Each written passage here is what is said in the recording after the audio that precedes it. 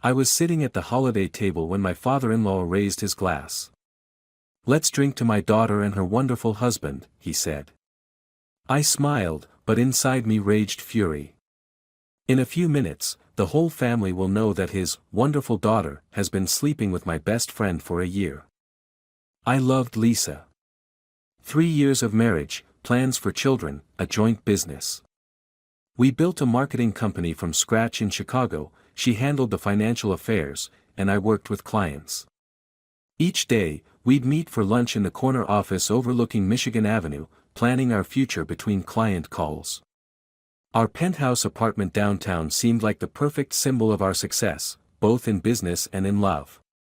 I was certain we had everything figured out. Then I saw the message. She forgot to lock her phone when she went to shower one Friday morning. The screen lit up, displaying a name, Daniel. I wasn't typically jealous. Lisa had plenty of male colleagues and friends. But something about that little heart emoji made my stomach tighten. Something inside compelled me to open the conversation. "Can't wait until everything gets finalized. Just hang in there a little longer.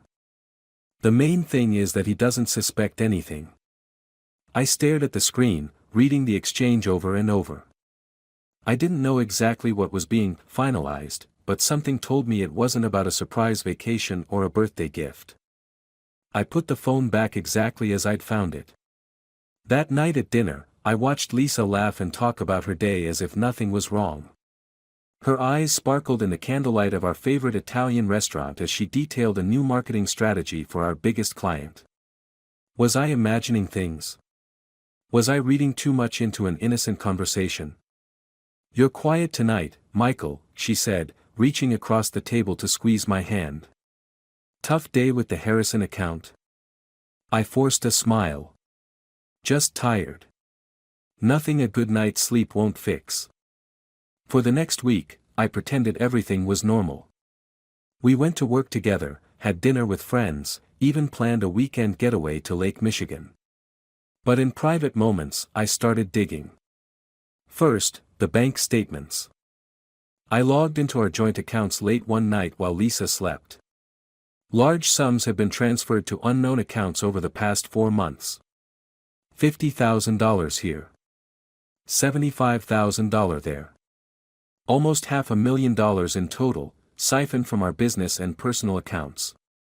When I questioned Lisa about some unusual transactions the next morning, she waved it off. "Just restructuring some investments," she said, not meeting my eyes. The financial advisor thought it would be more tax efficient. Next, the office documents. I arrived early one morning, before even our most dedicated employees. In Lisa's office, I carefully searched through her files. There it was, amended ownership documents for our company.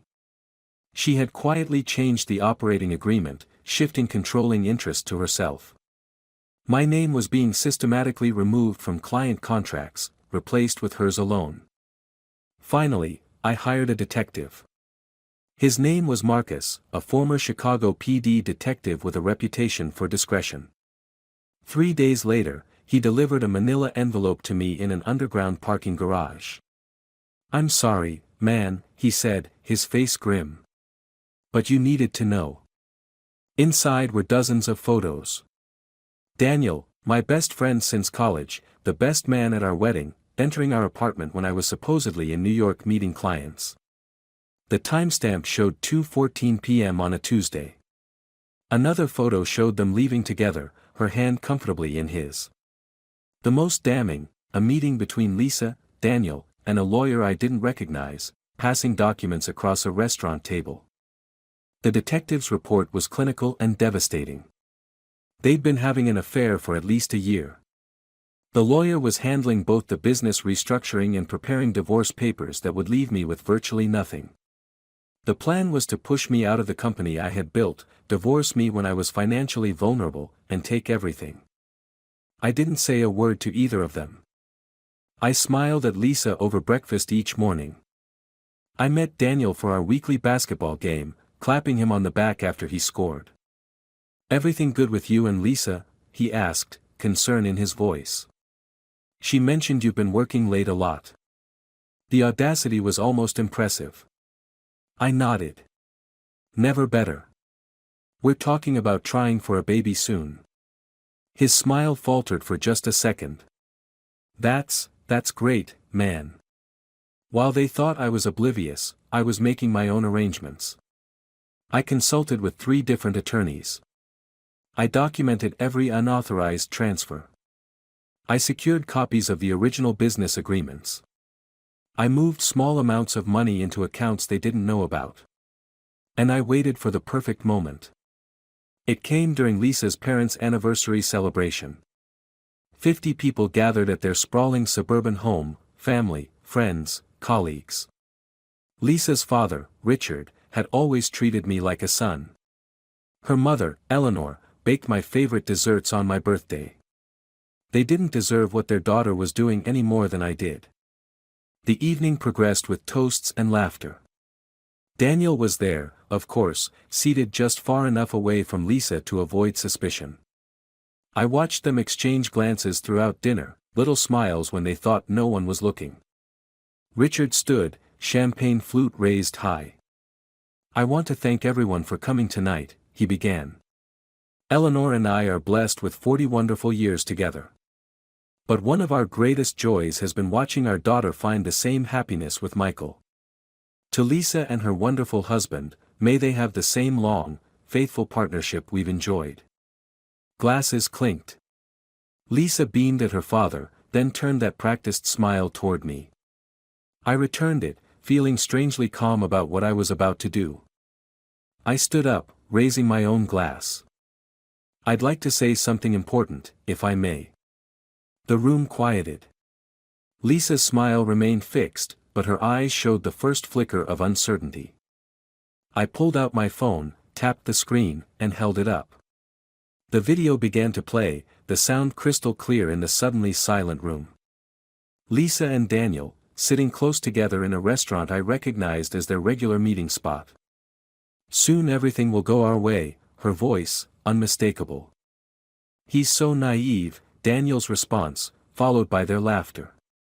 Once the transfer is complete next month, we file the papers. The lawyer says he won't know what hit him. I stopped the video. Lisa's face had drained of color. Daniel was frozen in his seat across the room.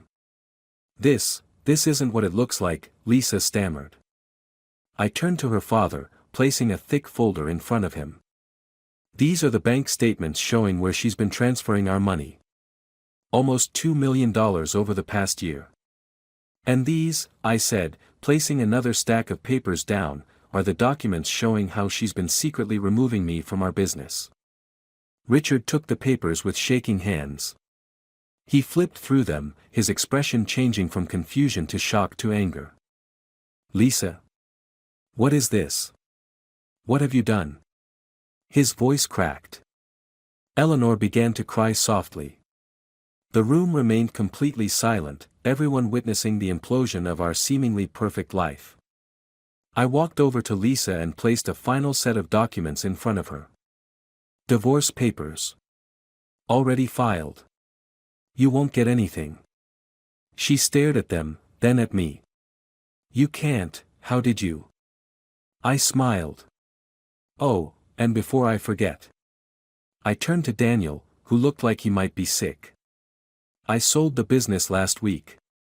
The new owner has reviewed your contract and found some interesting conflicts of interest. You're terminated, effective immediately. Daniel stood up. Mike, listen, I can explain. No need, I said calmly. Your belongings from the office are in a box at reception. Your company car has been repossessed. And I've forwarded all your emails with Lisa to our entire client list. Good luck finding work in this industry again. I looked around the room at the shocked faces, Lisa's cousins, her college roommates, our mutual friends. Many of them had apparently known nothing about the affair or the scheme. I apologize for disrupting the celebration, I said to Richard and Eleanor. You both deserved better than this. Not just from me, but from her. As I walked toward the door, Lisa grabbed my arm. "You've ruined everything," she hissed, tears streaming down her face. I looked at her, really looked at her, for the first time in weeks. The woman I had loved, built a life with, trusted completely. Now a stranger. "No, Lisa. You did that all by yourself." I left the house to the sound of raised voices and accusations behind me. In my car, I sat for a moment in silence. The revenge had been executed perfectly. Lisa had lost her family's respect, her lover, her money, and the business in one fell swoop. I had lost only a wife I no longer wanted.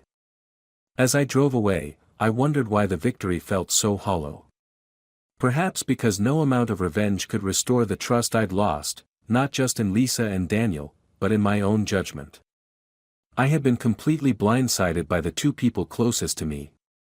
The Chicago skyline glittered in the distance as I headed downtown to the hotel where I'd been staying.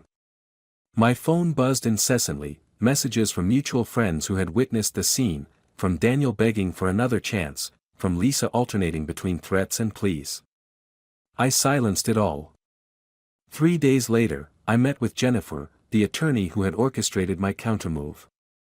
Her office overlooked Millennium Park, the sprawling greenery a stark contrast to the chaos of my personal life. "The company sale is complete," she said, sliding a document across her desk. "Your financial position is secure. Lisa's claim has been completely neutralized. And the personal accounts? Recovered, with interest. Her attempt to hide assets from a potential divorce proceeding constitutes fraud. She's lucky we're not pressing criminal charges." I nodded, feeling nothing but numbness as I signed the final papers. "Most clients celebrate at this point," Jennifer observed, her experienced eyes studying me. "You've executed a perfect defense. You're walking away with your reputation and finances intact. That's rare in cases like this." "What about the other costs?" I asked quietly. She knew exactly what I meant. "Those don't have legal remedies, I'm afraid."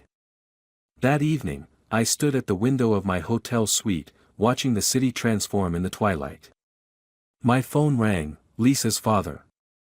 "Michael," Richard's voice sounded decades older than it had just a week ago. "I don't even know what to say." "You don't need to say anything," I assured him. "None of this was your fault. We raised her better than this," he said, his voice breaking. "Eleanor hasn't slept since that night.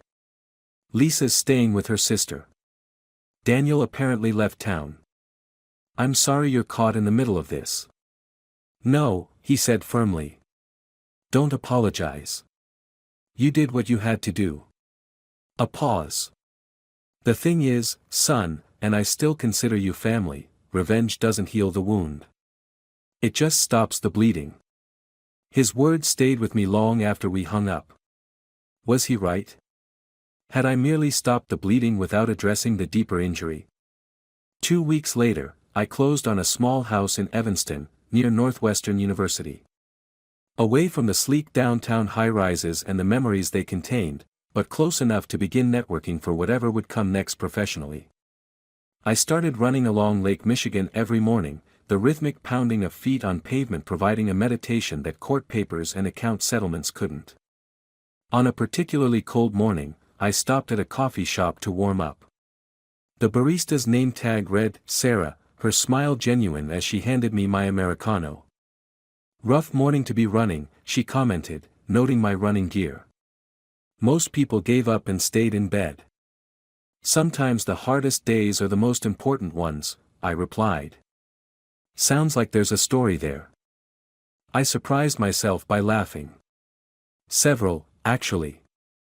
"Well," she said, writing something on my cup before handing it to me, "stories are meant to be shared." Outside, I examined the cup. She'd written her number beneath a simple message, "For when you're ready to tell those stories." I tucked the cup in my pocket and continued my run, feeling something I hadn't expected, a fragile sense of possibility. Not forgiveness, exactly. I wasn't there yet. Not with Lisa, not with Daniel, and certainly not with myself for being so blind. But possibility. The chance that someday, this chapter wouldn't define me. A month later, I received an email from one of our former clients. They'd terminated their relationship with the new owners of my old company and wanted to know if I'd consider consulting for them independently. Your integrity meant something to us, the message concluded. Small steps. New beginnings emerging from endings I hadn't chosen. The revenge had been surgical and complete. Lisa had lost everything in one orchestrated moment: her family's respect, her lover, her financial security, and the business she tried to steal. The perfect punishment for the perfect betrayal.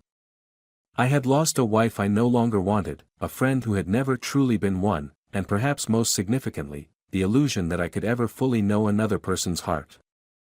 As I walked along the lakeshore that evening, watching the sun set over the water, I realized Richard was right. Revenge hadn't healed anything. But maybe it had cleared the ground for something new to grow, something built on clearer vision and harder-earned wisdom. My phone vibrated with a text message. Sarah from the coffee shop, responding to my dinner invitation. Looking forward to hearing your stories, she'd written. The good, the bad, and everything in between. I smiled, put the phone away, and continued walking. The past belonged behind me now. What lay ahead remained unwritten, a blank page waiting for a different kind of story.